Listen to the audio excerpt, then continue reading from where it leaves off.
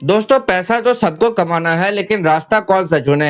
एक तरफ है शेयर बाजार का एक्साइटमेंट जहां आप खुद मालिक बनते हैं, और दूसरी तरफ है म्यूचुअल फंड की सुविधा जहां एक्सपर्ट्स आपका पैसा संभालते हैं। आज 2 मिनट में समझेंगे कि आपकी पर्सनैलिटी के हिसाब से स्टॉक सही है या म्यूचुअल फंड।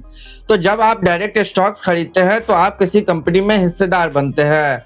आप तय करते हैं कि कब खरीदना है और कब बेचना है, और अगर आपने सही स्टॉक चुन लिया तो ये रातों रात आपको अमीर बना सकता है। लेकिन ध्यान रहे, स्टॉक्स बहुत वॉलेटाइल होते हैं। अगर कंपनी डूबी तो आपका पूरा पैसा डूब सकता है, इसलिए आपको बहुत रिसर्च और वक्त देना पड़ेगा। वही म्यूचुअल फंड उन लोगों के लिए है जिनके पास वक्त की कमी है। यहाँ कई इन्वेस्टर्स का पैसा एक साथ पूल किया जाता है और एक फंड मैनेजर उसे अलग अलग स्टॉक्स में इन्वेस्ट करता है। म्यूचुअल फंड में आपको डाइवर्सिफिकेशन मिलता है। यहाँ आपका 500 रुपया भी 30-40 अलग कंपनीज में लग जाता है, जिससे रिस्क कम हो जाता है और आपको रोज मार्केट ट्रैक करने की जरूरत नहीं होती। और इस सुविधा के लिए आपको एक छोटी सी फीस देनी होती है, जिसे हम एक्सपेंस रेशियो कहते हैं। दोस्तों, अब चलिए एक क्विक कंपैरिजन देखते हैं। अगर हम रिसर्च की बात करें तो स्टॉक में आपको रिसर्च करनी होगी, वही म्यूचुअल फंड में रिसर्च आपका एक्सपर्ट करेगा।